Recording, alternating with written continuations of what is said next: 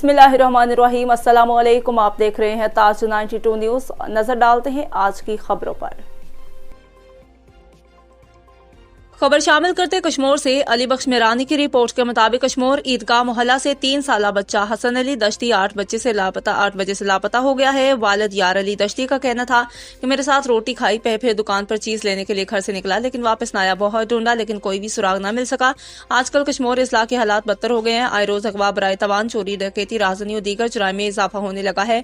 कश्मीर में अमन की फिजा रोज बरोज बिगड़ती जा रही है। अब मामला ये बन गया है कि SSP इरफान समो ने जुराइम पेशा नासिर से रवाबत में 22 पुलिस अमलदारों के साथ पुलिस एहलकार भी डिसमिस फ्राहम सर्विस कर दिए हैं, जिनके बाद कश्मीर जिला में अगवा, बराए तवान, डकैती की वारदातें बढ़ गई हैं। अब सवाल ये पैदा होता है कि एक तरफ पुलिस आदमशुमारी में ड्यूटी करने पर मामूर है, तो दूसरी जानब शहर के दाखिली और खारजी रास्तों पर चेक पॉइंट्स खाली होने से वारदातों में इजाफा होने लगा है। 3 साला हसन अली वल्द यार अली दश्ती, जिसका गायब होना भी अगवा के शक को जाहिर करता है। बच्चे के वालिद यार अली दश्ती और दीगर शहरियों ने SSP कश्मीर इरफान समो से मुतालबा किया कि फिलफौर बच्चे को बाजियाब कराया जाए और कश्मीर की बिगड़ती सूरत हाल पर नोटिस लेकर आवाम को तहफ़्फ़ुज़ फराहम करें।